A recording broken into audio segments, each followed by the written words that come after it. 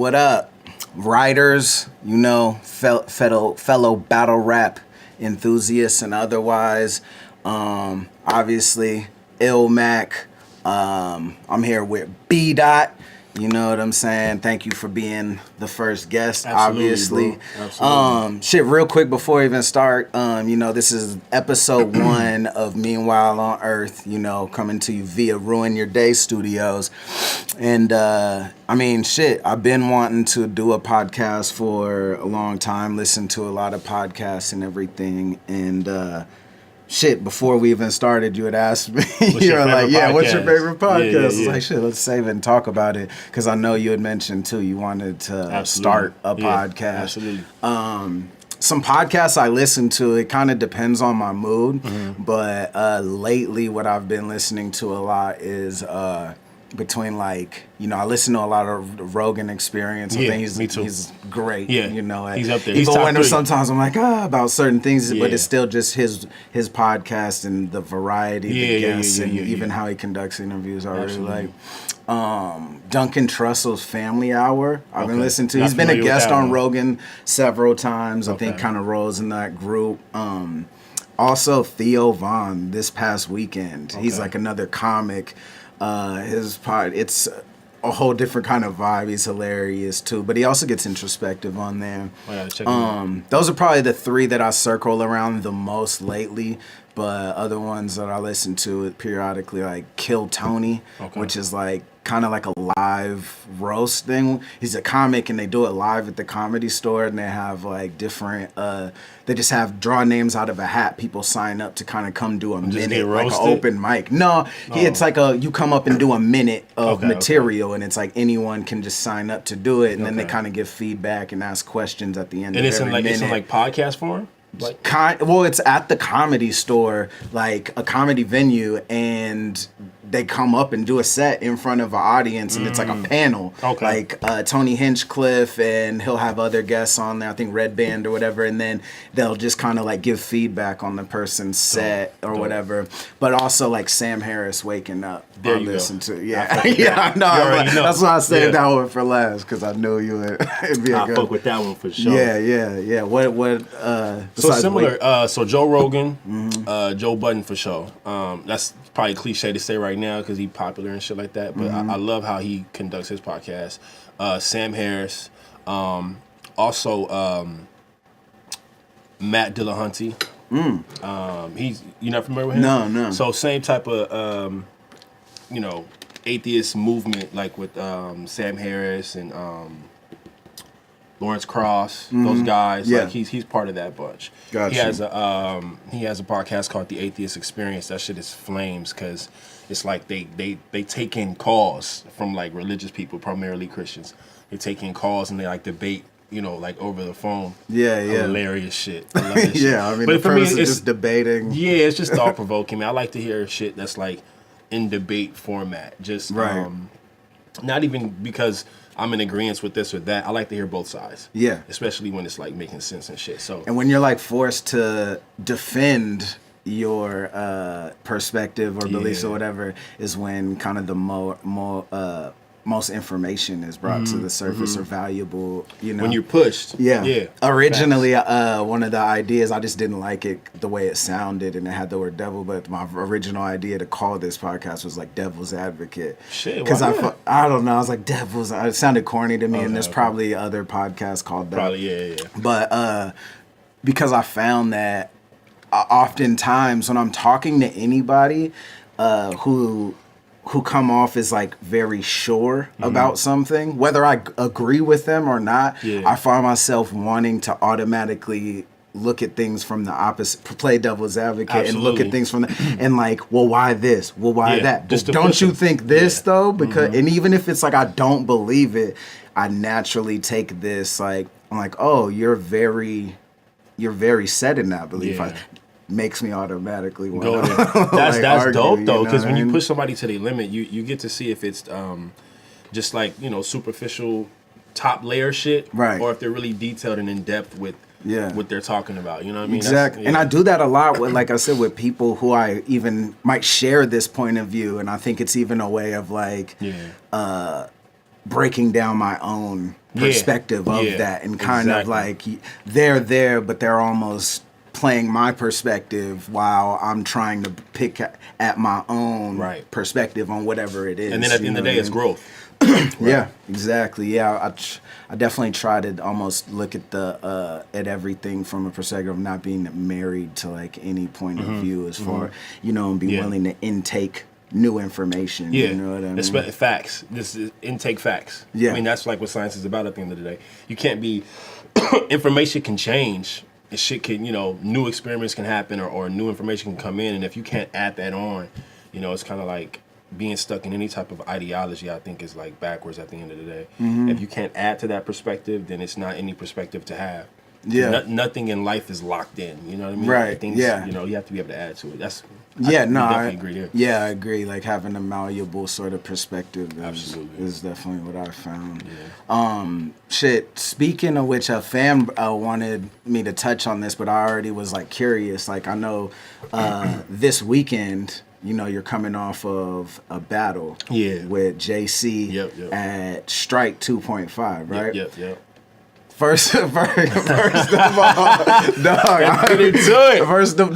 First of all, I forget which battle. I think I was watching Geechee versus. At that event? Geechee no. Okay. I was watching Geechee versus JC, maybe. I think it was JC. Okay. But at the start, there was at the promo for Strike. And Beasley's intros, dog. The level of pettiness is unparalleled. I love it. It's hilarious. I was laughing so hard. It was like Strike, and they kind of give the backstory of Strike, and they're showing tweets. Do you think he knows he's being petty? I honestly think that he's serious. That's what I think, bro. And that shit comes across like petty and funny and shit. I fuck with it. It seems like trollish. Oh, the strike is over, but some half-cocked conspiracy theory, loony conspiracy or something like that. Still thing. It shows tweets from Hitman Holler or something. I'm like, oh my god, that shit was genius. Yeah, I was dying. That shit was genius.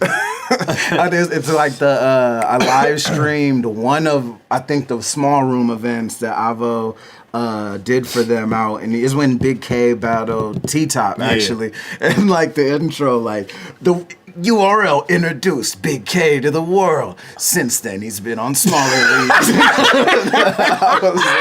I was like, that's amazing. Just no political correct shots, bro. Yeah, that shit's fucking hilarious. So good.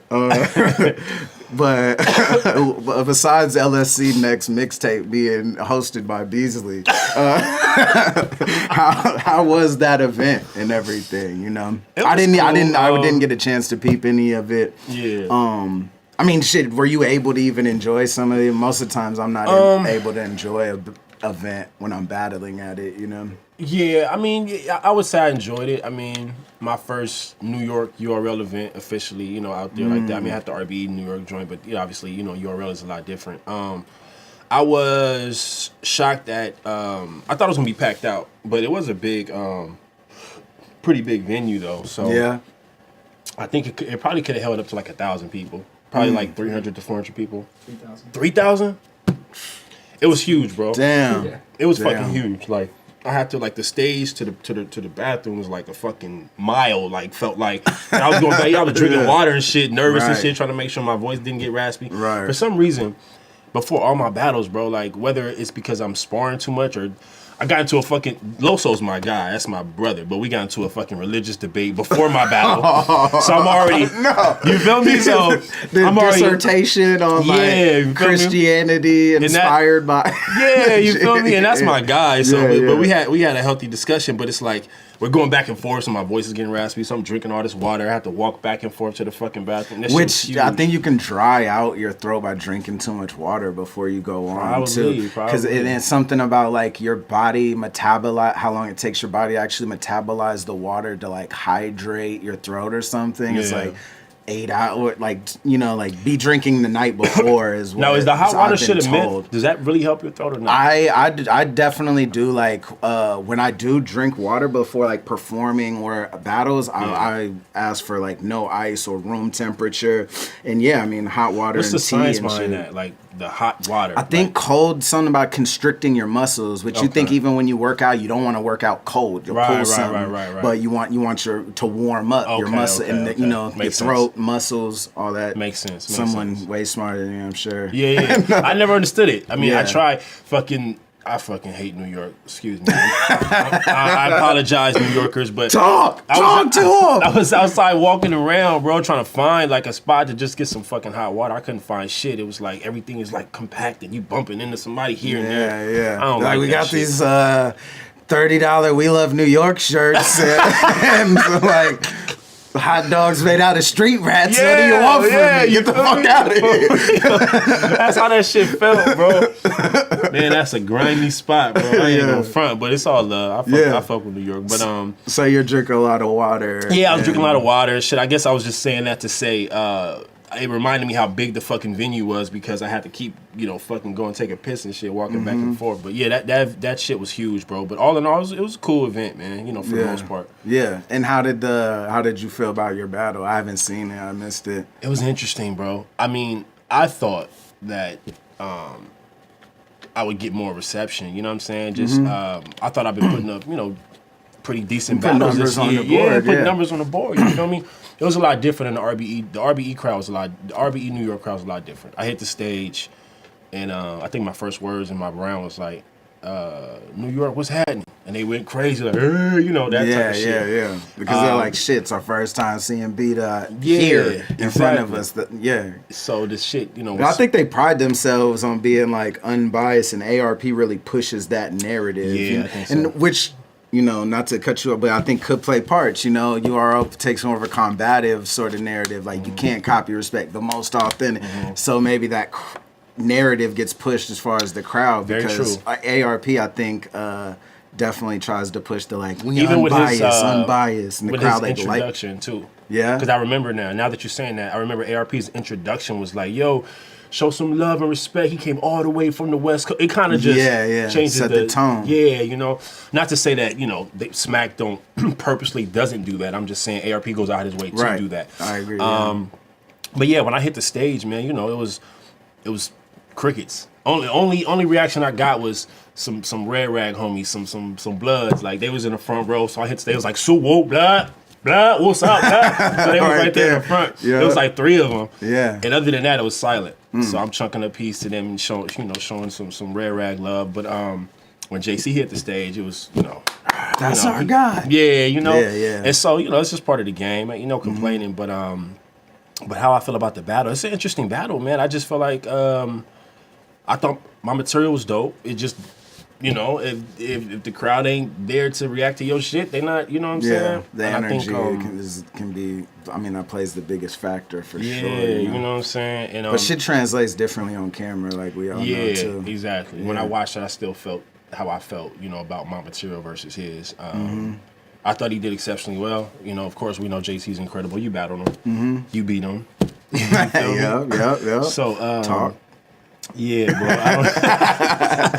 But nah, man, it was a tough one. It was one that I don't know. For me, it's gonna take a couple more watches before I be like, I took an L. You know what I mean? I think the general consensus right now is that I took an L. But for me personally, I gotta watch it a couple more times because I just feel like, you know, my material for what I'm trying to say is more real and effective than somebody just getting off bars. You know what I'm saying? So I don't know how to really say how I feel about it, but in terms of a winner or loser. But in terms of the battle, I thought it was dope. Yeah. I mean, you know, just because we're all competitive and the fans, and it gives some, like, we're definitely always kind of like, oh, this person won, this person, but then no one's winning. No one, you know. It's but what is important is definitely the performance. You know what I'm saying, and how we feel about that shit and performing to the best of our ability. And you guys are both professionals to the point of, like, it's like it's not like old Pride where there's no wake where you got a fucking 400-pound versus 100-pound. It's just like let's just see when someone gets smashed. Right, it's like it's almost more evenly matched in terms of like we're all professionals. It's rare that we see just absolute body bag kind of on the higher level that we're competing at in general. That being said, someone had brought this up. I don't know if you want to touch on it, but something about after the champion interview or something. he got a little spicy. I'm like, bro, come on, my nigga. Like, okay, so just to sum up our battle, break it down for you. Me and his worldviews are diametrically opposite. He's a Hebrew Israelite. I'm not sure if you're familiar with that. What that is basically like Christians on steroids. Black Christians on steroids. Yeah, scary. So a Hebrew Israelite will tell you that which is partially true in terms of the fake Jews, like shout out to my dude Iron. Frack. Frack. I fuck with them. Right. But they're what we would call the Khazarian Jews, or not the original people of that land at that time. That culture and those stories and those myths were cultivated. Right. So then you have a group of black people that are coming in and saying, "Well, that was us. We're the original Jews. We're the original." Doesn't Kendrick touch on that? Kendrick also said he's a Hebrew Israelite. So what you have is, so biblically speaking, it's a lot of their perspective is anti-African because they're claiming for the most part, and that was me and JC's argument at the post champion debate, whatever the fuck. He was saying that they're not anti-African, but by biblical standards they are, because you got the curse of Ham. Tell me if I'm getting too fucking boring. I'm listening. Deep, bro. No. This is why you're I want to do that. Hey, I don't want to have your podcast be boring. I want the people to, you know what I'm saying? This is what it is. So when you dive into the Bible, when you delve into it, you got the story of Noah. We all know the flood and and they repopulate the earth. The repopulation is supposed to represent nations. You have Noah that has his son Japheth and Shem and Ham, and all these things are supposed to represent how the world was destroyed and only him and his family survived, and they repopulated the world. Ham is supposed to represent Africa. Then you have Shem and Japheth that's supposed to represent like Asia and Europe and different things like that. As the story goes in the Bible, Noah was drunk. Ham sees him drunk. And there's some discrepancy about that actual word in Hebrew. Some even say it alludes to something sexual, which is why that whole book is fucking twisted. What, drunk or the word see to see or he saw him. That word in the original script in Hebrew before it's translated, to Greek and English and all these other shit. The game of telephone game of telephone. Yeah. In its originality, the word is debated to mean to perhaps have a sexual connotation to it, which is a whole different, like, what the fuck? We're talking about, that's some whole other nasty shit. Right. But anyway, let's just deal with it from an English perspective. His son saw him drunk. Noah gets mad at his son, Ham, and says, I'm cursing Canaan and your descendants and all this. You guys will be slaves. And that's the story, as the story goes in the Bible. So that's a clear indication that the Bible is anti-African, at least in that particular scripture, because it's saying that Hamites will be cursed, that Africans will be cursed. Right. A lot of Hebrews that I am cool with, they'll tell you straight up, we're not dirty ass Africans. Fuck y'all. Like we're Israelites. We're the original people from over here. We traveled to West Africa and then we got caught up in the slave trade. We're not Africans. So my argument with Lil Man was that you can't be Hebrew and then, just want to claim that you're African because it's on the tectonic plate of Africa. That's fine. Geographically speaking, we can have, that's a more scientific conversation to have. But biblically speaking, it's not in your book. So we got an issue there. And he just started to get like a little spicy. And I was like, bruh, I'll fuck you up, my nigga. Like, I didn't say that, but in my brain, right? That's the energy. That's the energy in my brain. I'm like, yo, the battle's over. You can't talk like that to me no more, bro. Yeah. Like, you know what I'm saying? Like, when we battle, you can get your shit off, but we sit on the couch after the battle, you talking a little too spicy, my nigga. Like, yeah. So that's the energy. It wasn't within context of like the debate. It was it was, but it was a lot of like female shit like like that type of shit. And I don't really do well with that type of energy. So he's sitting next to me like making all these faces and doing all this work. I'm like, can I talk, my nigga? Like, so he's like trying to talk over me. You know, we was doing all that. So my thing is like, if I don't got a relationship with you before the battle, we're not cool. You know what I mean? And after the battle, if we get into something, we really not cool. You know what I'm saying? So it's like I don't have to show you some type of ultimate respect, like just because we battle, like fuck you, nigga. I don't know you, like we're not homies. I ain't never chopped up, like we ain't got numbers on each other, like none of that. So at the end of the day, whatever happened, it could go left, and I'm totally cool with that. So we kind of got into it. It was more theological in its premise or whatever, but body language and like that, and like me feeling like, are you serious, bro? You're like 100 pounds, my nigga. I will choke you out, like. Fuck you talking about? Like, is this a joke to me? Like, so I think that a lot of these battle rappers, they just take their persona, their brand on the stage, they take it off the stage. Like, come on, bro. It's chill. Like you're a great rapper. Yeah, you're a great rapper. Don't get knocked out right here, bro. Damn, you know what I'm like, that energy, like, and I've talked about this with other people, but of like when you're even prepping for a battle, like I battled people who I was a fan of, and then once the battle was locked in and I started, you know, shifted to that zone, I became not a fan of them. And it's happened a few times because all of a sudden my brain perceives them differently. So even the momentum of that, then the battle, and then having this debate, I can see that being a momentum of energy, negative energy. Exactly what happened in this instance. I was a huge fan of JC, and still am in terms of just appreciating his art and his skill set.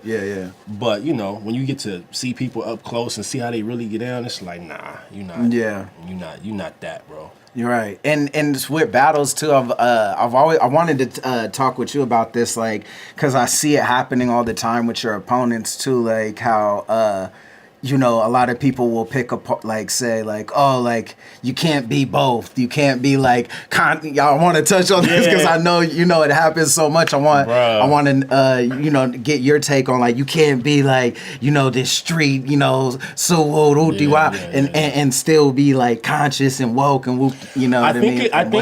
I think being from LA, I think battle rap culture is predominantly East Coast, and they don't really understand LA street culture. And so they definitely don't understand gangbanging in its inception, because if they did, they would understand that the reason why we even have Bloods and Crips today is because the Black Panther Party, the LA division of the Black Panther Party, was destroyed by COINTELPRO. So I talked about this in my Cortez battle, actually, in the third round. Yeah, I remember you touching on that.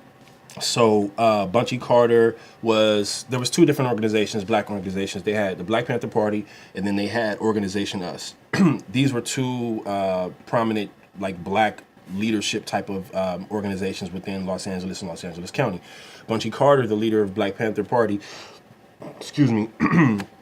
got assassinated at UCLA while giving a speech on campus. COINTELPRO twisted all the information to make it seem like Organization Us did it, pin these two organizations against each other, divide and conquer, like COINTELPRO does. You know, like Hoover put in motion from the beginning. So they destroyed the Black Panther Party. Out of the ashes of that, you have young teenage boys young black teenage boys who no longer have any guidance and any leadership, any elders in the community. So they take it upon themselves to become, you know, leaders and organizers. So that's when you get Raymond Washington, Tookie Williams, the people that originated the Crip gang. In its inception, the Crips were supposed to protect the community. Even if you look at the acronym, Community Revolution in Progress, I believe. Don't quote me on that because I'm not a blue rag. You would have to ask Geechee and those guys. But I believe that that's the acronym for it. And they were about protecting the community. But they're young. They're 14, 15 years old. And these is like, you know, they out there swole, hitting weights. They, you know, they just feeling like they run the world. And when you're not mature enough to deal with that power, you're going to misuse it and abuse it. They start to abuse their power, start to kind of punk everybody in the neighborhood. And then you have other black dudes in the neighborhood feeling like, no, we ain't finna let them just come punk us. We about to start our own thing. They started the Brims. The Brims are the first Bloods that we see get formed in LA. I say all that to say, in its inception, gang banging or street organizations were about protecting the community, right? So what I'm trying to do, understanding that and understanding the community I come from Pacoima in the San Fernando Valley. Basically, that's LA County. And me understanding that, and also me being conscious, whatever that means for anyone, to me it just means to be aware, right? So to me, be aware of all these things that have happened, I feel like it's my duty, with my skill of articulation, my skill of communication, I feel it's my duty to try to bridge that gap or bring it back to its original premise. Right. So when I sport a red rag or shout out my homies in my neighborhood and shout out the Pyru card or the blood card, when I shout that out, it's more so for unification purposes or purpose of saying you can be both. You don't have to denounce it, because everything about gangbanging is not negative. You know what I mean? Like the camaraderie that's built amongst these young black kids in these communities, it's not all about negativity. Everybody's not out here shooting shit and doing this. Sometimes you're just a product of your environment, and it's like taking on the last name. Like, you're born into your family name, you take it on. If I'm born into this neighborhood, I take it on. Doesn't necessarily mean that everybody's like an active shooter, active gunner and all that. To be real with you, in most sets, in most gangs and shit, you really only got like a handful of dudes that's really about that. You know what I mean? Like, that's really like riding around, that's gonna really go put in work and do all that extra stuff that I don't condone. But for the most part, you know, everybody's just from where they're from, and that's how they grow up, and that's the hood that they know, and the brothers that they know. And I mean, you go to school with these dudes, you play basketball, you go like that's your brothers, and they're Crips or they're Bloods, so you take on whatever they take on. So that's my life, that's my story. Like, I grew up like that. My father was the only dude in the music industry at the time from our neighborhood, like back in the 80s. So everybody wanted to rap. So my house was full of Bloods and gangbangers that wanted to get into the studio. So that's how I grew up. I see nothing but red rags and D-boys at my house, like where I lay my head. That's my experience. And I think that it's important not to turn my back on my community when I get woke or conscious. I think my job is to go back to my community to wake them up. And so the argument is always, well, why are you killing your brothers then in your first 2 rounds? You kill them. And I'm like, well, my thing is this. If you're in opposition, I feel like to even take on a battle with me as a black man, you're already telling me you're in opposition of black unity. Because I wouldn't even battle me. Like, why? Like, if there was another B-Dot out there, why would I want to battle? Like, bro, what am I going to say to you?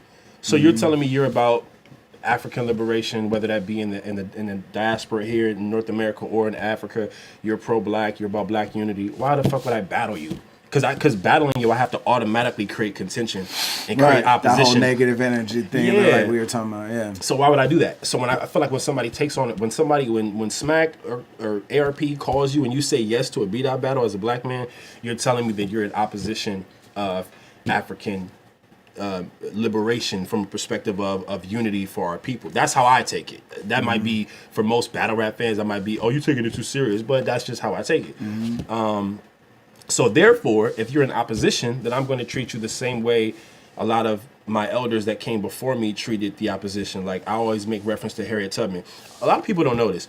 Harriet Tubman was blowing motherfuckers' heads off that wasn't following her down the fucking Underground Railroad. Right. Maybe you've told me that. Like, definitely. You know what I mean? Like, because it was too risky. If I'm telling you we got this railroad, and then you're gonna run. You're gonna run back and tell Massa, nah, nigga, bow. Your head, you're dead. Like, you feel me? Like, there's no time to even risk it. So that's how I'm artistically taking it in a battle rap format. Right. I'm saying, if I'm giving up information and dropping knowledge, and you're willing to step in the ring to oppose that, then you've become the enemy. Right. And actually, from a perspective of going against white supremacy, you're actually more dangerous because you're in close proximity to me and kind of validated in a way. Of like, well, look, he exactly. So you're actually more dangerous to me than the white man or the white man's system, because you're right here next to me as my supposed brother. So I'm gonna kill you first. Right. You know what I mean? And artistically speaking, that's how I approach it in the battle rap format. I'm like, you're not my brother then. If you're willing to stand across from me, you're not my brother. Yeah, and you brought up a point that made me think, like, that being your roots and growing up around that, it would almost be a disservice to completely abandon or denounce it, because then that in a way is like when, someone who is under the same umbrella looks up to you like, oh, this is a positive influence. It is better to have an empowering, live as an example, as opposed to denounce it and have that person be even, that I feel like that will create a destructive cycle anyway. Absolutely, 100% agree. And then what story am I telling? I didn't come out the womb, like, came out the coochie like black power. are. Like, you know what I mean? Like, if I'm not telling a complete story, like the Christians will say, a testimony, then it's kind of like it doesn't help anyone, because I want somebody. Because here's my reality. I was a good kid. My father, raised me to play football and do all these other things, but I don't think he realized he had too much of that street shit around me that's too influential and too glorified at school and in the movies and everything. How the fuck you want me to not be a blood when I go watch Menace to Society or Boys in the Hood, and then I go to school and we all listening to Dog Pound and Snoop in 1992 and 93? You know what I mean? Like, that's my reality. So I think that it actually helps the community better to say, look, I'm from that and still am from that, just in a different twist. Like, I'm not out here. I refuse to ever lay a hand on another black man because he got on a blue rag or he's from this street, that street. That's ridiculous. We don't even own these streets.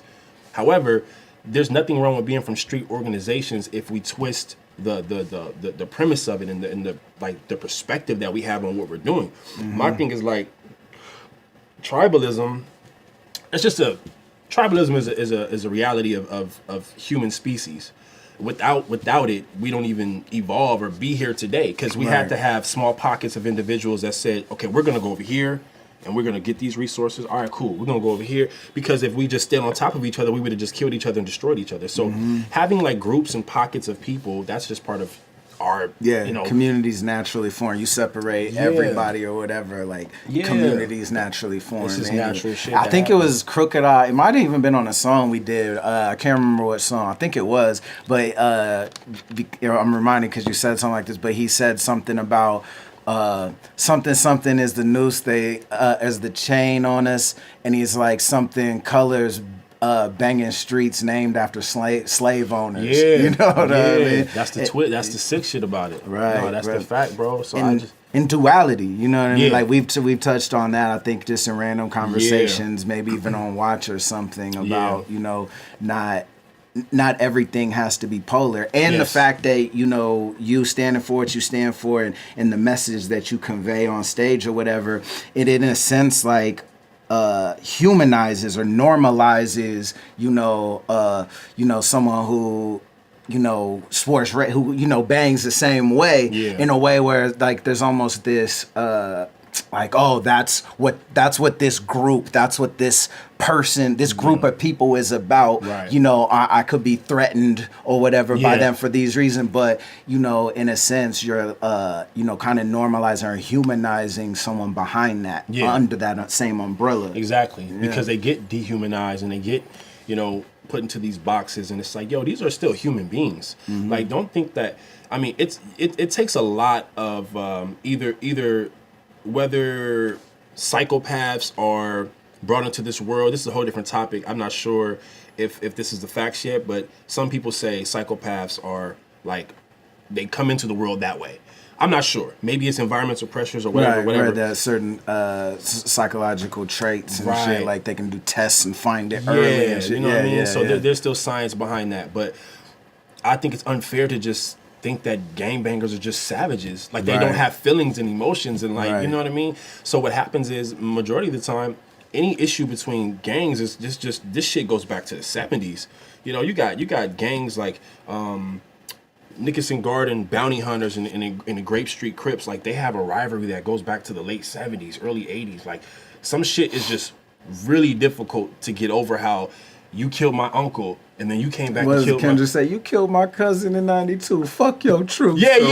Exactly. That type of shit, bro. So, you got little small issues like that in certain, close proximities between certain neighborhoods. But from an overall perspective and a view on gangbanging, I think that out-of-towners that just started gangbanging, like, their gangbanging is different. So maybe that's why their perspective is just destructive, because you guys are playing catch up and you guys just out there. And it's like with the popular image of media, movies, everything, even like that gets pushed from record labels and probably is this like certain type, like archetype of a gangbanger or whatever. And so when you're not around it, didn't grow up around it, that's gonna be your perspective. Exactly. You know what I mean? Exactly, bro. Like, one of the homies from my section, the homie Squeak, he's a rapper too. One of the first times I talked to him, he told me, he was like, bro, it's all kind of homies from the set. You got killers, you got people that get money, you got smart niggas. Like it's just a whole kind of it's a wide spectrum of different type of individuals, because that's life. You got all kind of people that are different within, you know, the same neighborhood. Right. Everybody's not going to grow up and be the same person. Mm-hmm. So I just think that when people come at me with that angle in battle rap, I just think it's because they watch movies and they just think everybody's supposed to be a certain way. You got your Geechee Gottis of the world. Don't get me wrong. I know a couple Geechee Gottis from my neighborhood. You know what I mean? Right. I'm just not the Geechee Gotti from my neighborhood. Mm-hmm. I'm the smart, athletic, you know, star that was supposed to go far in sports, that rapped and stuff like that, and always been like this smart dude that's from that environment. That's all. And I kind of put it all together in my raps and in my battles, but I feel like I always make it make sense. Right. I think that it's contradictory to be like just hop in a battle and just be like bang bang bang, kill kill kill, and in my third round I'm like peace and trying to save the world. That's not what I'm doing though. Right. I mean, everything that I say has context to it, in my opinion. Yeah, that's definitely a way. Like, you know, I think maybe even battlers who don't necessarily believe what they're saying when they say it to you, it's like when I've said it countless times, I think on watching stuff like that, but you know, shit, 90% I would say, even maybe even more of battling is, you know, controlling the narrative. Yeah. You know what I mean? Like, actually, not to tangent off too much, but I think we might have discussed that a little bit with Drake and Pusha. You know what I mean? Because I'm like, Drake bar. We won't get into that debate. But something I couldn't deny was that Pusha controlled the narrative of that battle more. And that's like what's most effective. You know what I mean? And it's the major weapon. So, yeah, I think even a lot of times when people take that angle with you, it's coming from I can paint this way and it'll get a reaction. You know what I mean? So that's just the angle I'm going to use. And that's what always interests me, because I'd be like, why are you taking this battle? You're going to force yourself to try to make something in contention with me, when in reality you probably don't even really feel like that. Yeah, and some people, I think, maybe even take it out of respect, like, he's tight. That's going to motivate me. Yeah. But I get that part, but then only if they were just rapping.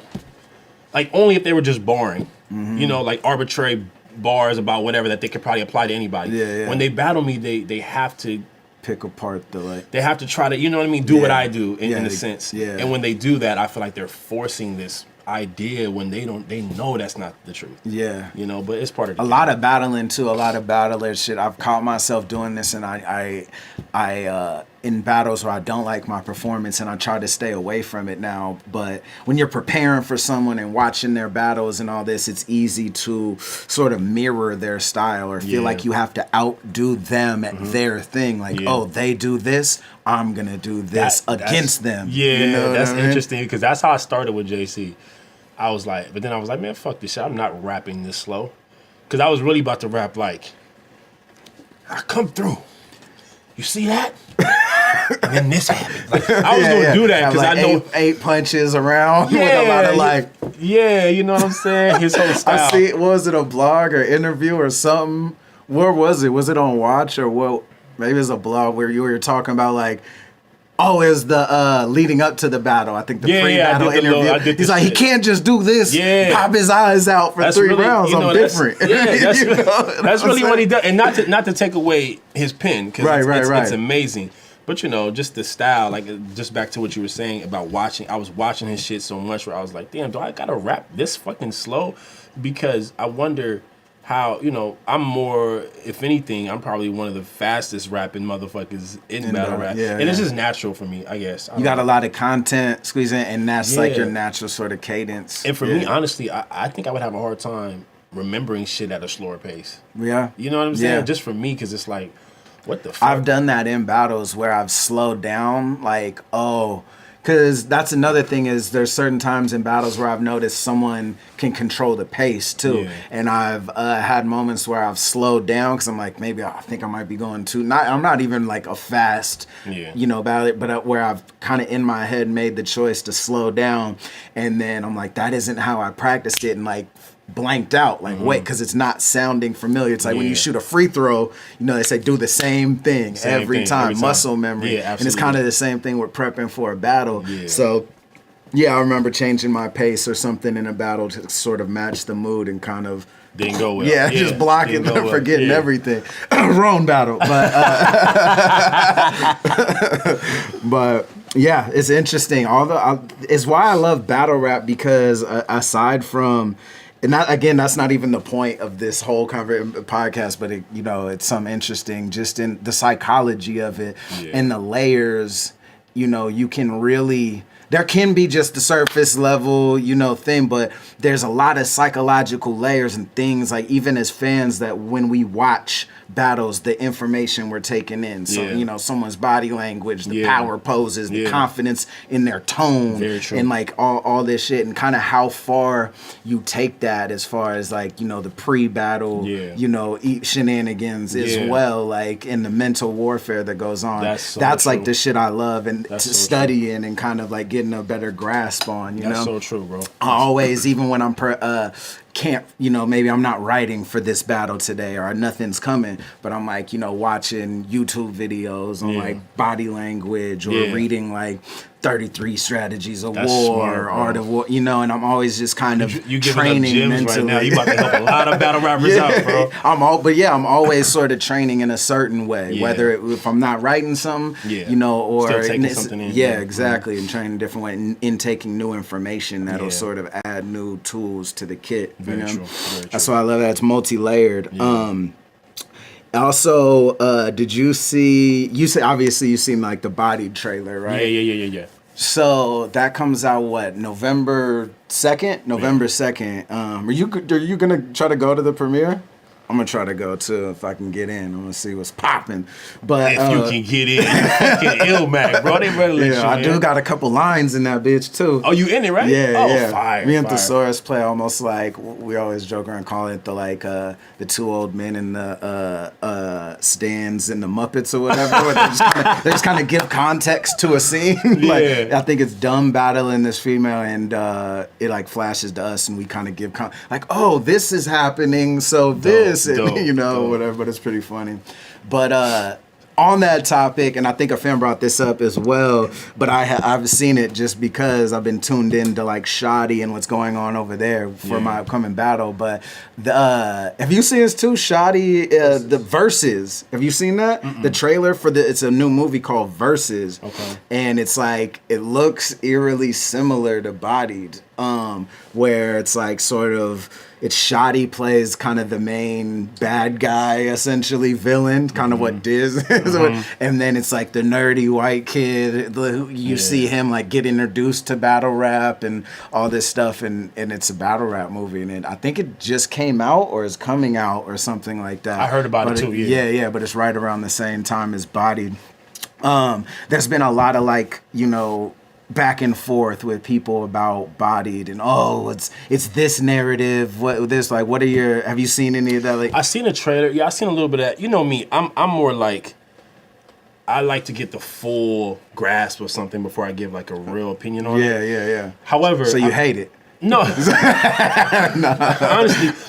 Honestly, the trailer is fire, and I like the whole concept. I love. I'm really excited. I'm not gonna lie. I'll probably just go see the movie just to see Hollow and Loaded do a 2-on-2. Yeah. That shit looks crazy. Yeah. But I do understand the issues that people are having.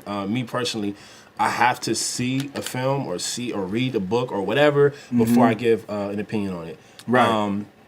Here is my issue though. You guys know me, man. I'm very unapologetic about black culture. I think that hip hop is undoubtedly black culture. I think battle rap is undoubtedly black culture.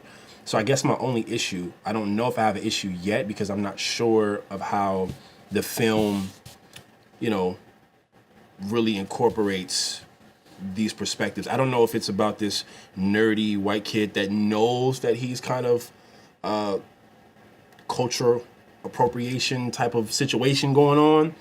I don't know if it's a lot of urban street aspect to the film. I don't know. So I can't really speak on that yet. Yeah. If I feel like that's missing, then that would be a problem for me because I just feel like every time we get a film on battle rap, it seems to be missing a black street perspective. Right. And that's very interesting to me because battle rap comes from black streets. You know what I mean? Like all the way back to the 80s in the Bronx when they was out there battling on the street corners. Like you can't leave that aspect out of it. So I think it would be fake to act like there's not two worlds of battle rap. And not to make everything super racial, but we have to keep it a buck.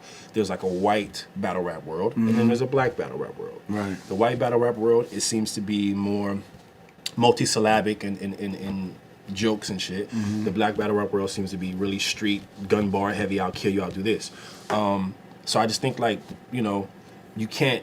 The white battle rap world does not exist without being influenced by or inspired by the black battle rap world that came before it. Right. So I just hope that aspect is in the film. Is represented. You know what I mean? And I've definitely seen it, and I think that was because Kid Twist wrote it, and so I think the main character is kind of loosely based on his experience and everything. But I know that there was effort to include all you've seen all the names in it from everyone. But you brought up something that that I would even want to expand on a little more, even just the two words. Like these two words, I think are almost like bad words to a lot of people. A lot of people ruffles a lot of feathers, and it's cultural appropriation. Yeah. And I've gotten in a lot of when I was on Facebook.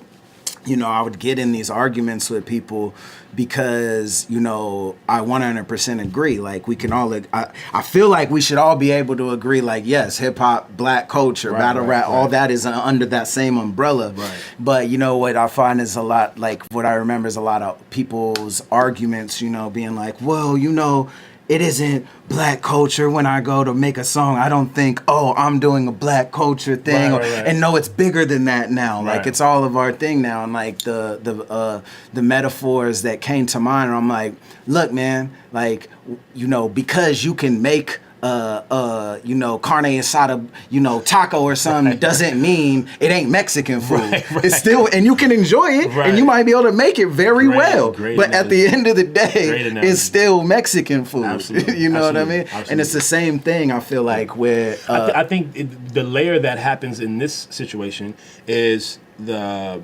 history between black and white people. You know what I'm saying? Yeah, kind of like guilt and the reality of black culture being whitewashed throughout history. Right. You know what I'm saying? So I think that a lot of us are very defensive about our culture because we know everything else has been taken from us. We know that religion has been taken from us. We know that just if you look at the cultures of antiquity in Africa and how they built societies, even that.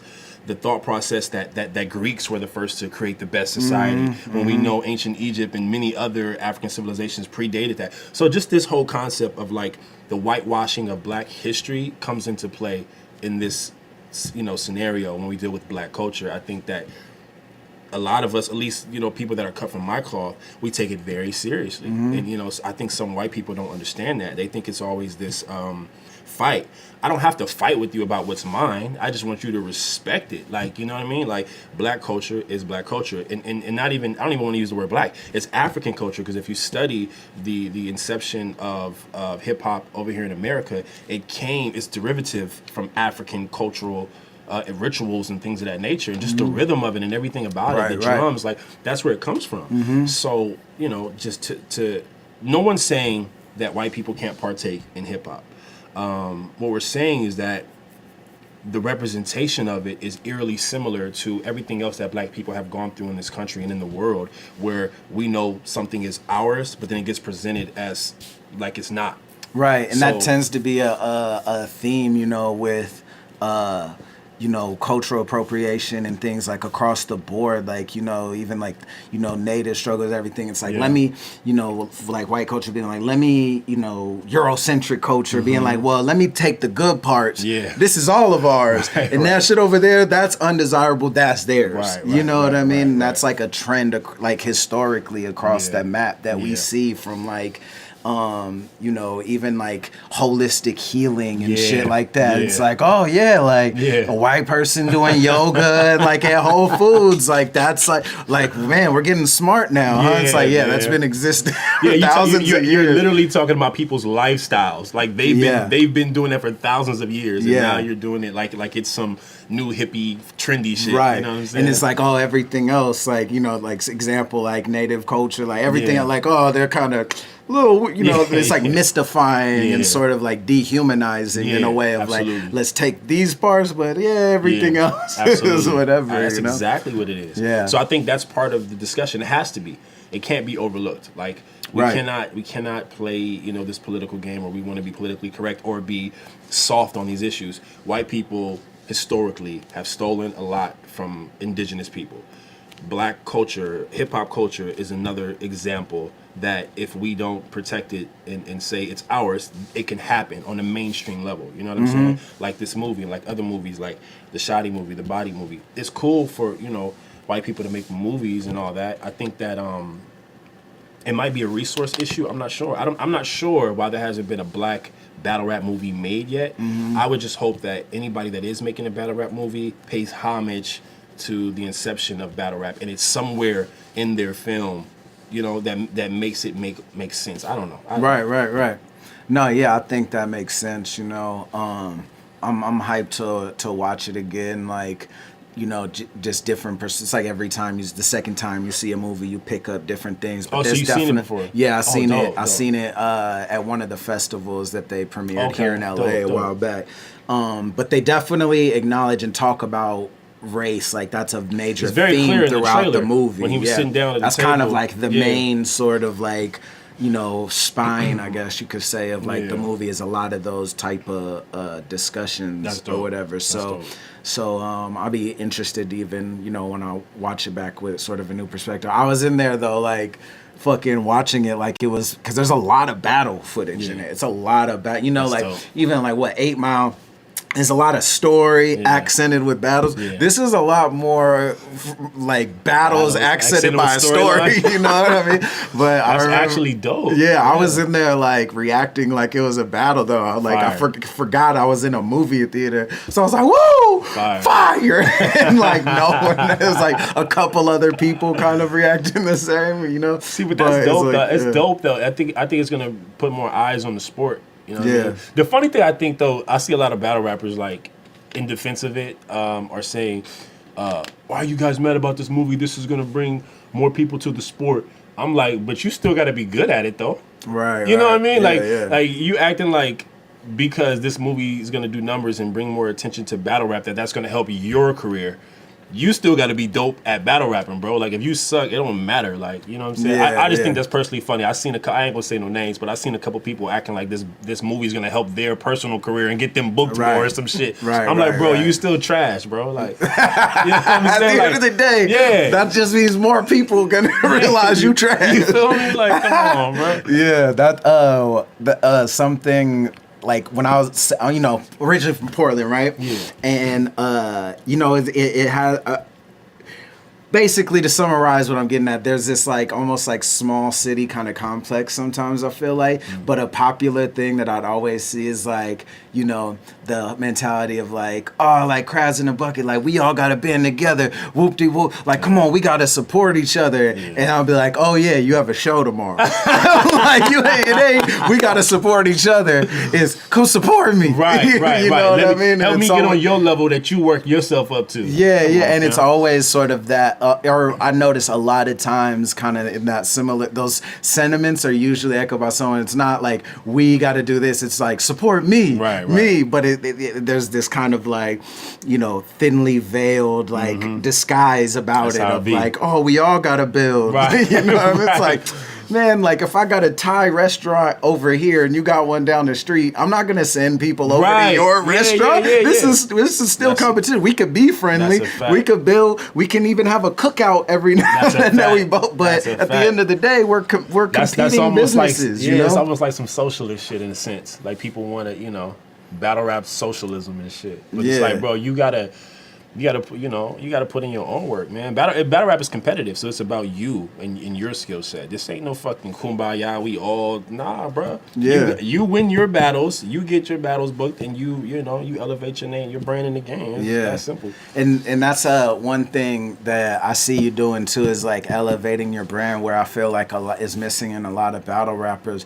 But to be fair, also, a lot of battle rappers have shitty brands in general. You know. Not even to say like my brand is like particularly strong, but talking to battlers, I've like kind of gotten the sense of a lot of people like, oh, like these leagues don't know how to market us. They should do this. Like they should be doing more. Like I'm like the whole time I think like you didn't even bring merch to the event. Right. Like you did what promotion did you do? You tweeted and something and like where's your contribution to this to building your brand? Right. You can't build a brand off of like monotony. Like you can't build a brand when you're in the midst of everybody else has the same exact fucking brand. Right. So you all gangsters, you all killers. Why should I support your brand of killing over his? Right. So it's like you have a brand. You're all making the same dish. Like, y'all making the same dish. Like ILLMAC'S brand is legendary. You stamped. My brand is like based off my content, you know what I mean? Like based off my worldview, which is really who I am as a human being. So like this is my. Don't mind this because this is all faded out. I had to just throw a sweater on because it was cold.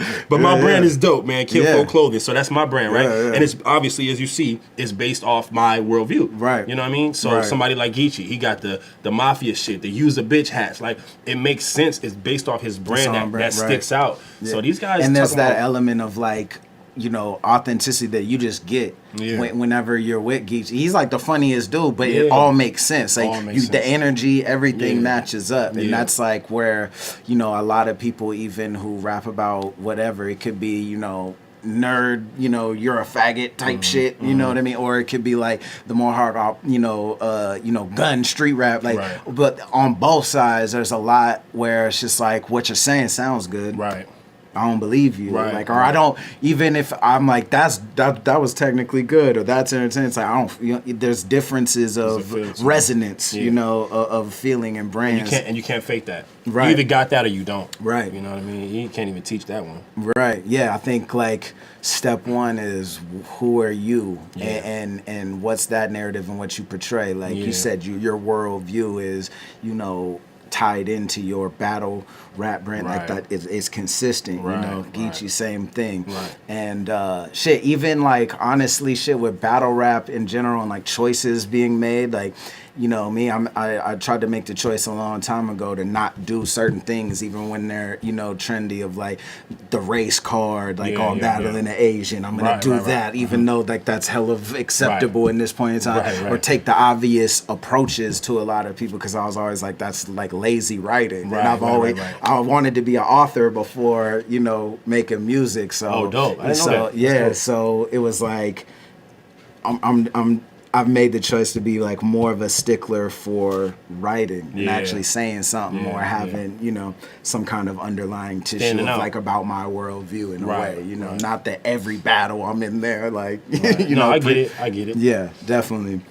Oh yeah, we I wanted to bring this up because it's perfect, this being my first episode of podcast, and we're talking about podcasts. I think it was Murder Mook's podcast, and you already know where I'm going with this. This will I've always got the ruin your day. Horde to talk about push this narrative of me being a flat earther, and so I feel like we got to put this to rest right now. And we talked a little bit about it. I thought it could be an interesting thing to touch on. Like, what's your flat Earth? Go. Unlimited on you. No, because you were saying a lot of people, like fans, for some reason, hit you up about it, or pushing. I think they've seen me. I think they see me in a couple of debates on Twitter about it, and so ever since then, they're. And what side of the debate? Come on, bro. Are you on? Come on, bro. My thing is this: woke, woke as fuck.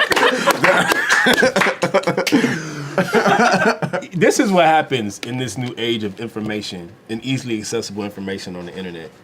Everybody wants to be first to say something. Everybody wants to be first to be the smart guy or be perceived. It's the same thing with like media. It's Right. Yeah, so it's like these guys.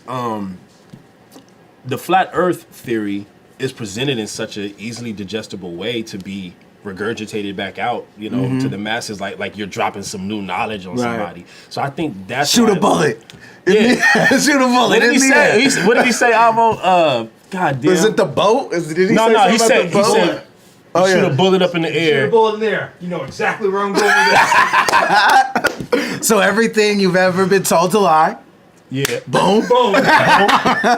Moose, we fuck with you, Moose. But look, it's just one of those things where it's like, how can I, seem smarter than everybody? And like I have the jump on some new information, some new age shit that I'm about to break the system with. And it's just, when you really delve into the science of the flat earth theory, while they do present some interesting arguments, because I've been debating this shit for the last 3 or 4 years. They do present some very interesting arguments. However, when you really delve into it and you break it down, you can see how some of these arguments are just, like I said, it's just, oh, that sounds good. That makes a lot of sense. I'm going to chew that up and regurgitate it. Rather than being anybody that's a real researcher, your first job after you get the information that you feel like is on your side of things is to evaluate and cross-reference the opposing argument from real scholarship, though. Really delve into it. Really read articles from scientists who are directly telling you why the Earth is not what if flat. those scientists are Freemasons? Come on. Come on. And see, No, they're all... And people... Neil deGrasse Tyson? That's another thing, bro. People... I don't know, man. Thing, bro. People don't even... know what the Freemasons are. Yeah, they don't even know what a Freemason is, like, in its inception. Everything in this world from now, like, with this age of information that we can delve into, you're getting, like, the last chapter of it or like the new presentation of it. You got to go back to the beginning and see, what was the premise of it. Stoneworkers and masons. Yeah, and like what did that mean? And how did that pick up steam? How did that whole movement? You got to get into that. Yeah. So that's a whole nother podcast. Yeah. But I would love to talk about that because that's some dope shit. Yeah.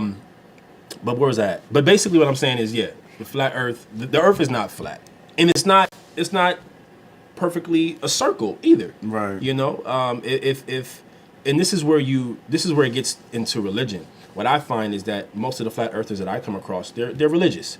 They're Christian because in their book it talks about the firmament, which is what the flat earthers will call like the dome. So in the Bible it talks about the firmament and all this other shit. So a lot of Christians run to that. And it's easier to say that the earth is flat because then you don't have to deal with the universe and Big Bang Theory, string theory, which then gets you into the Earth and then the life on Earth, evolution. It gets into a whole can of scientific worms that these religious people don't want to get into. So they rather just say the Earth is flat because the Creator made it that way. He made a dome. Right. He did all this. And some of them even, if they're not religious, then they say that humans did it, I guess, that we made the sun and the moon and they're just rotating this flat disc underneath the dome. All this. Like, okay, who the fuck built that, bro? Right. And for what purpose? Like, how did that? And more importantly, the most interesting thing to me is like... I was just thinking the other day, because I was just like, how do you explain a solar eclipse then? Bruh. I'm like, where the Earth it's simple shit. Between the sun and... It's simple shit. But the illest shit is this. It would have to be the biggest conspiracy... Or lunar... Of one human, of those. No, one you're of the eclipses. Right. Okay, yeah. So it would have to be the biggest conspiracy in human history because you have to get all competing scientific organizations from different countries in cahoots. They have to all agree, all of them, because one of them could say, "Oh, y'all about to tell people the Earth is flat." Well, I'm about to be the one that stands out to say that the Earth is round. They're competing. They're competing to reach scientific achievement. And there's this group that'll be like, "Oh, don't believe." Flat Earth Society, they're like CIA misinformation. Right. We got the real flat Earth T over here. Now they're competing. Now they're flat Earth competing. Yeah, it's tricky, bro. I remember, and I hadn't really thought about it the why or whatever really too much, but I think we, after a watch, vaguely got into it or whatever. And one thing I said was, because we were both like, well, why? And I was like, well, I guess what could make sense, is, for one, I think it's pretty hard to debate, like, information across all platforms. Social media is all, there's a lot of social engineering happening in a way of, like, pooling information. Not saying there's some negative connotation of that, but there's definitely a pooling of information happening, and to study kind of basic human habits and all these things. And if you wanted, it's kind of like the thing, like, you got Arab Spring, and you got these sort of revolutions that happen, in large partnership with social media, right? So being a power, in the position of power, of course you study that, and a way to kind of find tastemakers, or more importantly, influencers. I mean, advertising companies do this anyway, but like to find people, how easily people are influenced. Like you look at, like FBI will radicalize a person just to lock them. Like, like find that person. It happened in Portland. There was someone who was gonna like, basically these FBI agents like radicalized them to like bomb the square in downtown or whatever, but like gave him the resource and was hella like feeding him this information, all this. There was a bunch of articles about it, but all that to say, if you want to search how can we influence populaces, who are the influencers, so sort of on a social engineering level, what is the way in which information travels. The only real way I can really think of how to do that is come up with this new piece of information that's so wild that it has to be started where you can control the starting point of it. Right. So someone's sitting in a fucking NSA office or something like, well, how do we really discover, people, the way in which information will travel and how much it takes to get someone to believe something outright and argue it, and how does that spread as just a simple social engineering experiment? Well, there's already a million theories. You can't do aliens, that's established. You don't know where the origin of all that is. Like, oh, well, the earth is flat. Right. Who would ever believe that? Let's bring that one back. Well, let's find out. Let's put out some vague information, and then we can see where it travels. See where it goes. You know what I'm saying? That makes a great deal of sense. And so how much information it takes to turn to change someone's perspective. That's the key point, because that information that they put in there, a lot of it, like I was saying, a lot of it does make some sense on first view. Right. You know what I mean? Yeah. So then you got majority of human beings are lazy when it comes to research. So they can put that into motion. Oh, that makes sense. This and that makes sense to why the earth is flat. Boom. They don't want to do any more research. They just want to run Wikipedia, with that. It's made sense. Yeah, you feel me? That's how it go. But nah, bro. I mean, hey, to each his own. If you think the earth is flat, that's cool. At the end of the day, it really has no merit to what the fuck is going on in the world. You know what I mean? At the end of the day, like, especially for me as a black man in America, like, I don't give a fuck whether the earth is flat. I know that if I go down the street, I'm susceptible to be killed, or arrested or beat up by police because of the color of my skin. So I don't give a fuck if the earth is flat at this, you know what I'm saying? It has it's not applicable to my everyday life. Right. But as somebody who loves science and loves truth and facts, I delve into it for those purposes. But I don't give a shit whether the earth is flat or fucking It's kind of like, I think it was Hawking that was talking about simulation theory, and he was kind of like, at the end of the day, he was like, well, at the end of the day, it doesn't really matter because it doesn't affect, like what you're saying, doesn't affect your day to day. You still have to go to your job. You still have to get money. You still have to feed your kids. Like, so whether I can, tell you right now, yes, you are a computer programmer. Right. Like, you still got to do the same shit. You still got to survive. Unless you just gonna give it up and just die. Like, you just go off yourself. Yeah, I forget the exact story, so I'll butcher. But it was way back when it was like a common belief, like, oh, the Earth is flat. Before it was a Galileo or whatever. Yeah. And there was this other scientist, or this other group, but this one dude who was like a progenitor of like, no, it's not flat, and we don't circle the sun, blah blah blah, and basically they were gonna kill him. And he convinced them to choose. He could choose his way of death, and he was like, all right, I want to be thrown off the edge of the earth. Right. And so they're like, all right. Right. And you just never, they didn't kill. I don't remember if they ended up just killing That's them out of frustration. fire. But they started like, all right, well, let's, start traveling east or whatever. That's fire. That's fire, bro. And that was like, all right, well, if I'm getting killed for this belief. I'll go out like that. That's fire. That's Which if it is, it's like, all right, shit, I was wrong. It is, man. Like, shit, might as well. This is pretty awesome. That's fire, though. Yeah, man. That shit just always cracks me up, and the writers, they always give me shit. Flatter, and I'm sure even just giving it attention is gonna create a whole new. Really? That's tight. Shit. If there's any questions too, go ahead. You got 2 questions. Beat out. I don't know if you want to answer this. It's cool if you don't. What's your favorite battle platform you've been on so far? Damn, they trying to get me not booked again. Right. What about favorite battle? Because that will kind of satisfy both. What's been your favorite battle you've partaken in? Just personal favorite. Emerson Kennedy, Traffic 3. Great battle. Vibes. I just watched that battle like yesterday, I think it was. Vibes, bro. Like as soon as I hit the stage, like crowd going wild. It was crazy. Like it vibes, bro. You can't. That's like one of those feelings you get, and you know this as an artist, as a performer. When you rocking the crowd, like as soon as you hit the stage and your music drop, if you rocking the crowd, like you can't duplicate that energy like that. Like, it's beautiful. that traffic shit was like from wall to wall. It was packed out in there.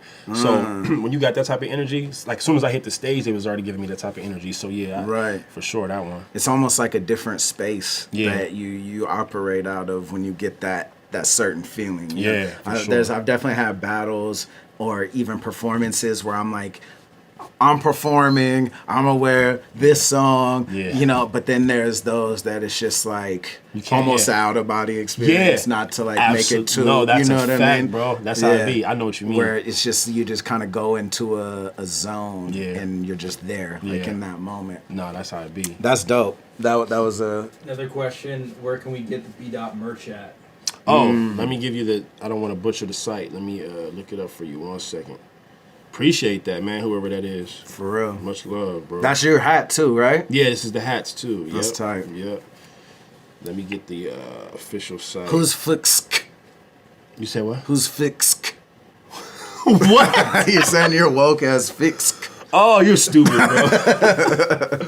It's so it's Kinfolk Clothing with the K. So kinfolkclothing.bigcartel.com.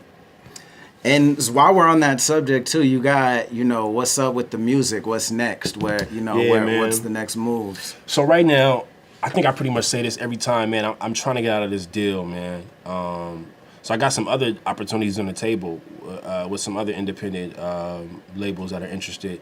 So I'll tell this story. I don't even mind telling it. I signed with a family friend. Pretty much somebody mistake number 1. Yeah, mistake number 1. Facts, bro.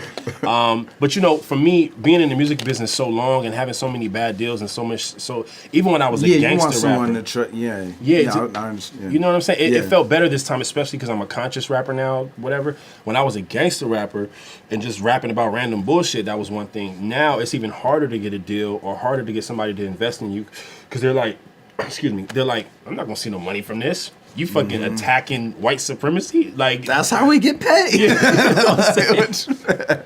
for real, I wish, bro. They're like, ain't no fucking, who runs the music business? Jewish people. You over here spitting anti-Semitic bars and shit. Like, I'm like, how's this going? R. Solomon's dad, right? Yeah, you feel me? I want to sign. I need to sign to that nigga label. But dude, Cars 5, the soundtrack. You said what? Cars 5. Did he have something to do with that or something? Nah, he's just his dad's done a bunch of Disney movies. Word? Yeah. Oh, I didn't even know that. Oh, yeah. Oh, that's fire. Yeah, watch me versus him. I'll give you the scoop. I think I might have watched that battle once, too. Yeah. I got to check that out. But, so you got the deal. Oh, my bad. Yeah. So I got the deal. I think they were like so into like my battle raps. They thought like all my records were gonna be like that.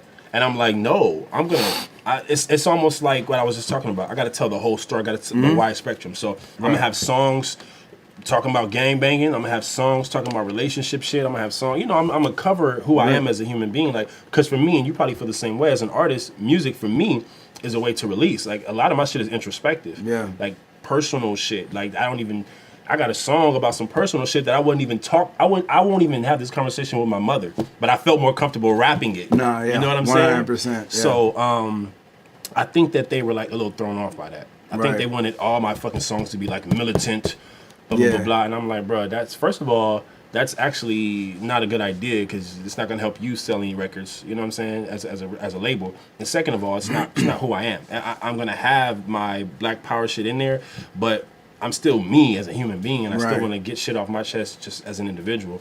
So we're going through some shit. But I will say that I definitely got some dope records. I just dropped, I don't know if you heard it, I dropped a song called N-Word. Oh, no. Mixtape? Yeah, oh, that's going to be on the mixtape? Yeah. Oh, it is going to be the next one? Yeah. Oh, for sure, bro. Because I missed the deadline for that Cultural one. appropriation. Yeah. He wants to own it. Nah, I was my guy.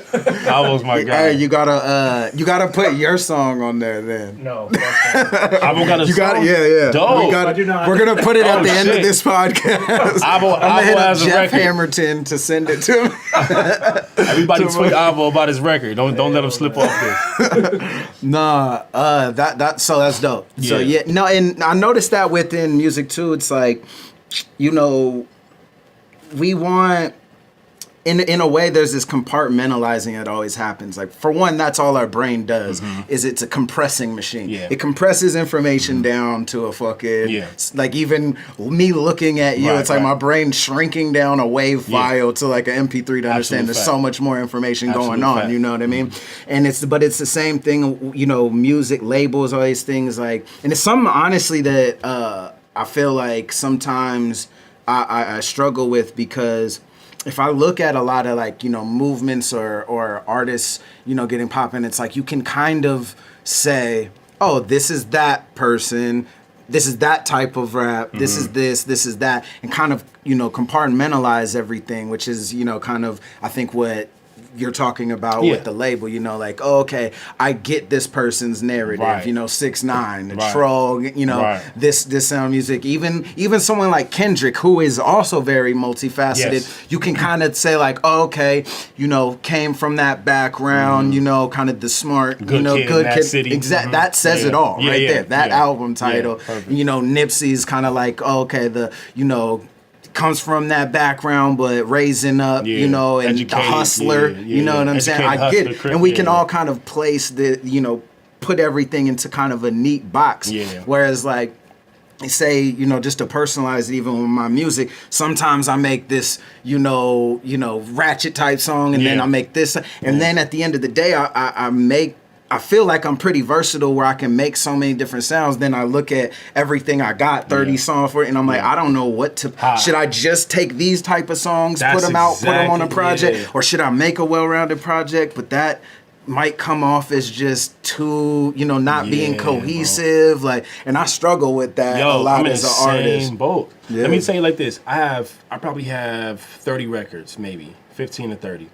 I'm struggling with a concept to where.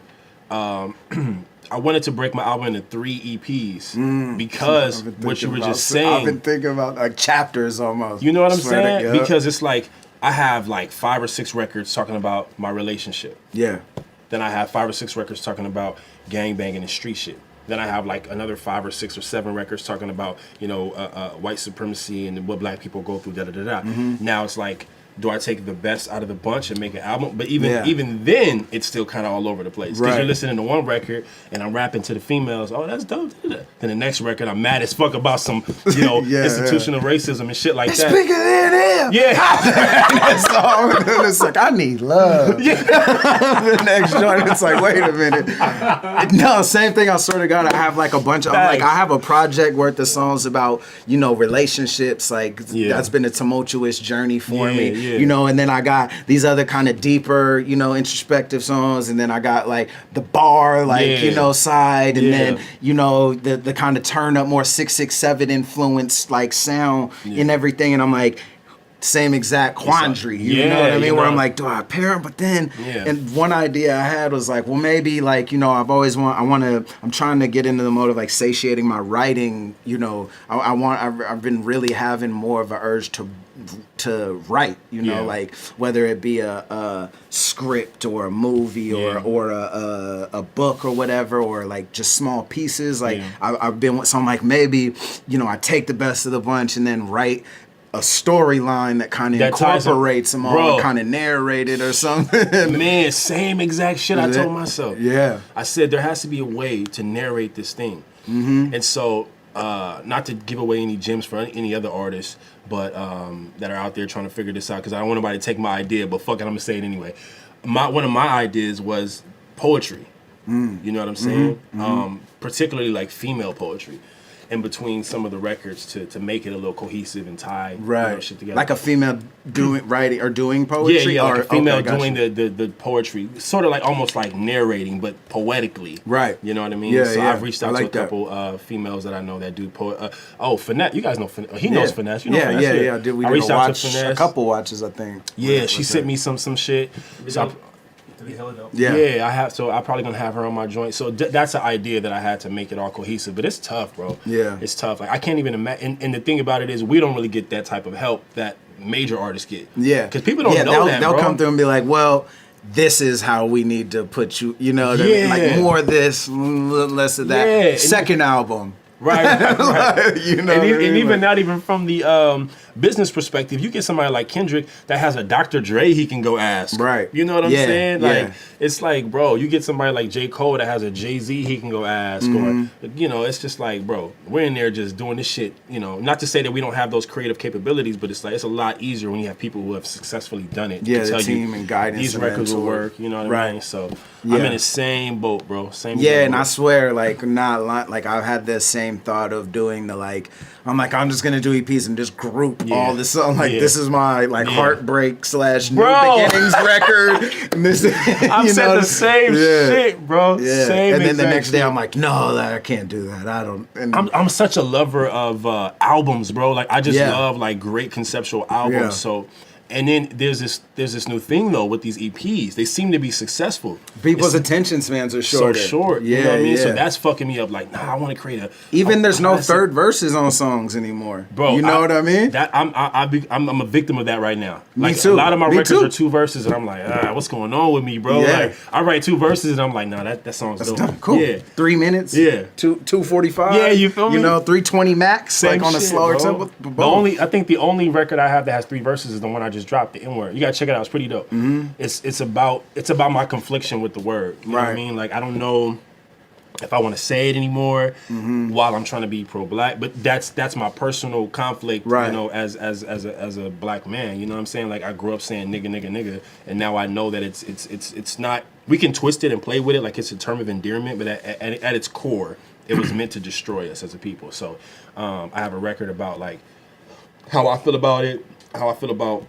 white women using it. That's the killer right there for me personally, bro. Like that shit boils my fucking... That's a thing? That's like a very popular thing? It's not a very popular thing, but I think, you know, a lot of white women feel comfortable whether they date black men or they go to fucking concerts, and they just really starting to feel... I've seen too many clips on the internet of like white women feeling very comfortable using the N-word. So my second verse is like aimed at like the Kardashians and shit. You know what I'm saying? Like that type of female. That's a big, everything they do, you know, that's, you know, 100% black culture, like their little following, their massive hordes of just, I don't even know what kind of people those are, but you know, they're like, oh, the Kim Kardashian box braids, whatever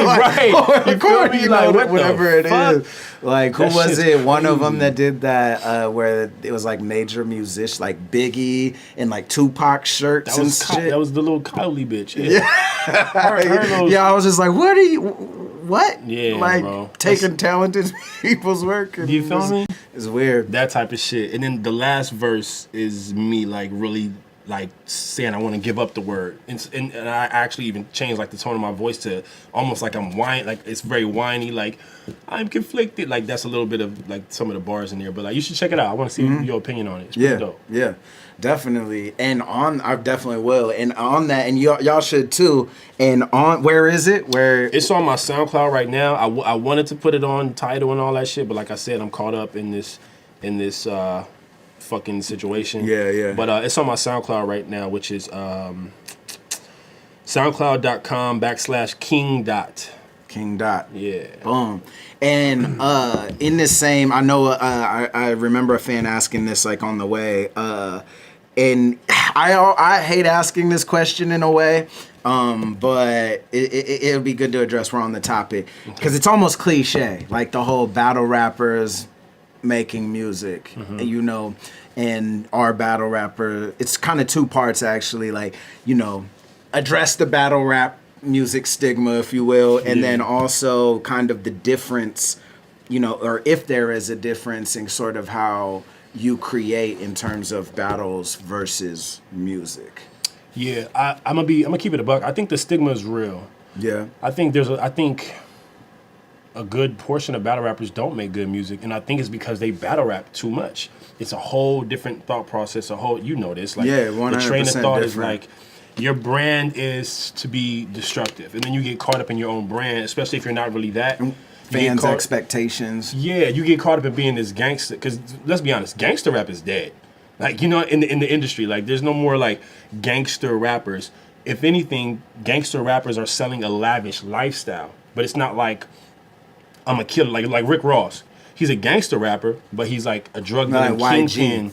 Yeah, like, you know what I'm saying? Like, so the guys that are really like selling records in the music industry, they're not gangster rappers anymore. But everybody that battle rappers is a gangster battle rapper, and they take that brand into their music. Like, I don't want to listen. I don't want to fucking pull up your music, bro, and you got 15,000 gun bars on the track. Right. Like, that shit. This is not 1995 no more. Like, that shit's dead, bro. Yeah. You have to be introspective. You have to be melodic. You have to know how to write records, bro. Like, it's sometimes I like find it hard to get back to like barring out on a song. Yeah. You know, in that.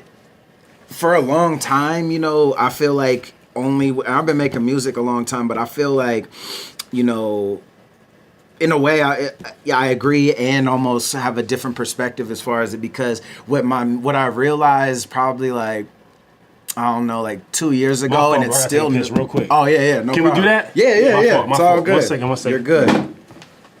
Yeah. Too much damn water. It's all good. You want to answer any questions from the Yeah. Any questions? Okay, so your next battle is Soul.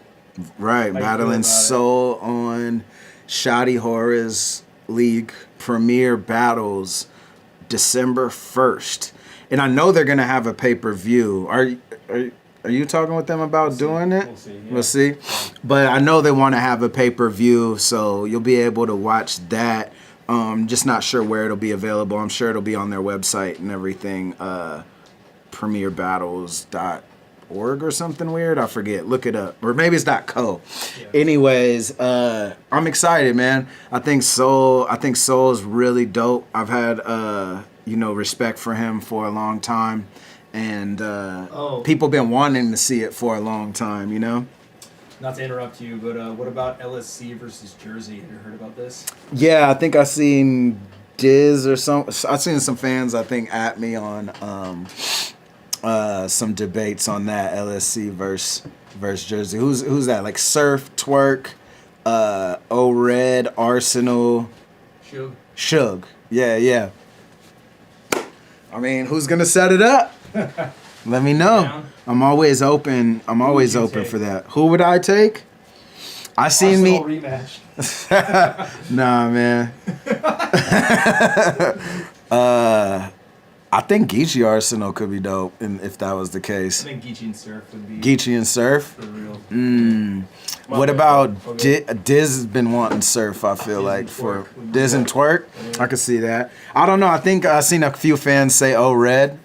That's dope. Yeah. RYD's really dope. So he was the fan asked about LSC versus Jersey. Oh yeah, that's picking up some steam now. Yeah. Could be crazy. Yeah, that would be fire. But I told Diz, I'm not only in LA. Yeah. All this fucking bullshit. Neutral ground, fuck that, bro. We've been, dog, since the inception of battle rap, that it's been New York is home base, and everybody's been coming to New York or New Jersey or, you know, that area. Right. Nah, bro. Y'all gotta come see us here. Come see us, yeah. I feel that. My fault. You was saying something though before I should. Oh, yeah. No, I was just touching on music and battle rap and that whole thing. Basically, long story long, what I was saying is like a couple years ago, I think I became aware that my music was suffering from battle rap, not from a like just time allocation point of view, but a mental state, you know, of like, you know, like I'd get these group of songs I liked or whatever I thought I liked. And I realized I was kind of creating with the reception of my music being kind of in the back of my mind.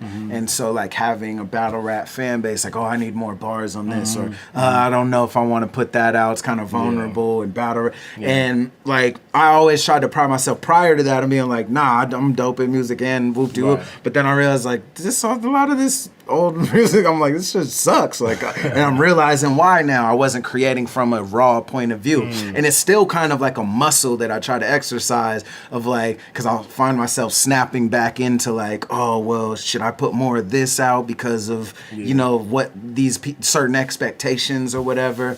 But, you know, I came to the realization, I don't remember what I was reading or I don't remember what it was, but sort of like the quote of like, when you create something with its reception in mind, art, at least, it becomes tainted, you know, it becomes inauthentic to a certain extent, you know what I mean? And so like, in that way, I definitely think, you know, battle rap can have that sort of psychological because battle rap's not introspective. Right. You know what I mean? I feel like majority of art, if not all art, should be introspective. It should be an extension of your soul, right? Like like whether we're talking about any type of art, sculpting, painting, any type of creative art, to where you're trying to put something on display. Your lyricism, your writing as an author, whatever, it should be an extension of your soul, of your worldview, and your perspective. Battle rap is just characters. Like you create yourself as a character, as a killer, and your job is to write all these gun bars. And these guys get caught in that, bro, and they can't. Only a few of us can wiggle back and forth. A lot of them get caught in that and they can't get out of it. Right. You know, all their music is. And here's what I also think that goes hand in hand with that is, and I've said this before, I think, in interviews, because people have asked me, do you think it's true? And I've been like, no, I don't. Yeah. And part of me still thinks that in this way, though, that what I have said is most people make shitty music. I'm like, but where it gets skewed is that people think, oh, because they're good at battle rap, they should be good at making music. I'm like, I would venture to say there's about the same ratio of battlers who make shitty music as opposed to good music as there is rappers who make shitty music to good music. It's just that battlers have a platform and this platform to where they become visible, even more visible, and someone thinks because they're good at one, they should be good at the other. That's a great point. Never thought about that. Yeah. That's a hell of a good point. But I agree in the way of, like I said, the kind of the psychological effects it can have as well of like, oh, well, I gotta have more bars because I'm this you know, this fan base that I've created. They're fans of me, not my battle rap persona, right? Like it's a thin line, you know what I mean? Like look at your battle views versus your music video views. Bro, like honestly, like it, you know what I mean? Like if like somebody like Tay Rock, let's say Tay Rock made a dope ass introspective Drake-ish type of record, like sonically, melodically, and context wise. If he did something like that, fucking fans would be like, this shit is trash. Yeah, you trash. You soft. That shit. But sonically, it could be like fucking amazing. Right. But Tay Rock is not going to be allowed to do that because he's gun bar brand. It's not. Yeah. So it's you weird. Forcing it. Yeah. You trying to sound like Drake. You feel me? Yeah. So it's just 100%. like it's weird. But I make sure I don't get caught up in that, bro. Exactly. Because I think that I cherish my music because it's more my music is more for me, even though that's weird because you're trying to sell music to the audience and a mass, but really my music is for me to release it. It's always been an outlet for me as a kid when I was making music, and I grew up in the music business because my father had all these different record labels and worked with Eazy-E, Dr. Dre, Ice Cube, all this shit. I grew up like that. Right. But it was always an outlet for me. You know what I mean? Like when I was mad or angry or upset, I would just write songs. You know what I'm saying? So it just so happens that I got good at writing, and I can kind of be, and let me be honest, I don't even think I'm that good of a battle rapper. I'll give myself like a B at battle rap. I give people like you. Yeah, there you go. that's where that comes from. B. Dot period. Yo, but nah, I definitely, I don't see myself as that type of like top tier type of battle rapper like you guys. So I would never get caught up in that because it wouldn't bother me. You know what I mean? Like my music is the main focal point to me as an artist. So I would never like get caught up in some type of battle brand that will kind of skew my music and fuck up what I got going on over there. Yeah. Can't do it. Definitely. No, I definitely feel that shit. Like, I made, like, most people kind of get into, I think, or at least a popular story from battle rappers or something, especially sort of from the freestyle era is like, oh, I started freestyling at parties, just having fun, getting drunk, da-da-da. Then I was like, oh, I should write. Me, it was like definitely the opposite in terms of like, I wanted to be a writer, you know what I mean? And I was hanging around motherfuckers who was rappers, so they were like, who rapped, so they're like, oh, you should rap, like you're quick, like you can. And I'm like, nah, y'all are the rappers, no, you should. And I was like, and then I got into writing raps or whatever. And then a few years later is when I got into battle rap, and that was like through my progression of like I was a gangster rapper from like 11 to 14, 15. Everything was getting killed. And because I was, I didn't have the life experience. I was just mimicking what I listened to. I listened to West Coast gangster rap. You know what I mean? Of course. But, so yeah, I think that gave me a leg up in terms of just like, having a proclivity to making, decent music and stuff. But yeah, there's layers of awareness, because I was like, oh, I got a handle on it. And then somewhat recently having it like, oh, I've actually, why it's hard for me to go back and listen to this old music. Yes, I'm evolving, but at the same time, I feel like I'm breaking out of the, the eggshell of my understanding of my own music that I thought I had a grasp on. You know what I mean? I get it. Yeah. Is there any more questions? What is it? Pretty bad ones. Yeah. None that I would. You gotta produce this. None that I would consider asking. No. They're just like lowbrow questions. Some pettiness. Some utter pettiness. Yeah, man. Ultimately, I think we put in some good conversation, good dialogue. I know, this thing lasts. Definitely have you back on everything. Absolutely, bro. Appreciate you being the first guest. And I'm actually here to learn too, because I want to do my own. So I'm seeing how you running it, how Avo running it. So yeah. This is a shit show. Don't try to be like this. First episode, bro. First episode. It's all good. No, yeah, I hella appreciate it. And that's like one of the reasons I wanted to have you on. I know we always have good chop ups. Yeah, exactly. Sure. So I'd love to have you back and have me on when you start yours, bro. For sure. Absolutely. Yeah. Is there anything else as far as you talk about with your new single is on SoundCloud? Yeah, my new single N-Word is on SoundCloud. Check that out if y'all interested. In terms of the battle rap fans and all that, me and Geechee Gotti have that 2-on-2 with Marv One and Quest McCody coming up, which I should probably. That's fire. I gotta definitely pick your brain on 2-on-2 and chemistry and any advice. It's corny. 2-on-2s are corny now. Oh yeah, fan asked with y'all about Geechee and B Dot versus Shufflo, Marlo and Shuffle T. Who's that? That's the answer. Thank you very much. Yeah. No, I'm not even trying to be. No, I don't know what it is, bro. No, that's perfect. All right, man. They're a British tag team. They're super funny. Okay. There's like sketch come from like a comic actor sort of background and got into battle rap. But they have a real good dynamic and everything. Dope. People have been asking me and Thesaurus to battle them for years or whatever. But yeah, I remember a fan tweeted when I was like, any questions? Like, ask if him and Geechee would battle Marlo and Shuffle T. I'm gonna check them out. I don't know who that is, bro. Watch the Bad Bars battle. They battle each other, and they're like roommates and all this shit. And it's like the whole purpose is to do like. Did you guys watch that on Watch? Yeah, we watched. We've tried to a bunch. It just doesn't translate for some weird reason over the States. Yeah. People people don't like British people. That sounds familiar. I feel like They're like the best 2-on-2 team, though. They got a lot of chemistry. It's crazy. Dope. I'm gonna check them out. I feel like I watched that or something, or maybe I'm gonna check it out for sure. Shit, man. Appreciate you. Always, Likewise. bro. This will be on patreon.com/ruinyourday. Yep. I'll throw it up as well for my patrons on patreon.com/ILLMAC'TV. I know I haven't been active out there, but that's partially what this is. And I'm definitely going to get you on a Raising the Bar soon as well. We've been talking about that. Yeah, so, definitely. Yes. Definitely got to do that. I got some bars for that for sure, bro. Avo, any last words? Thank you for tuning in. Meanwhile on Earth, the first episode.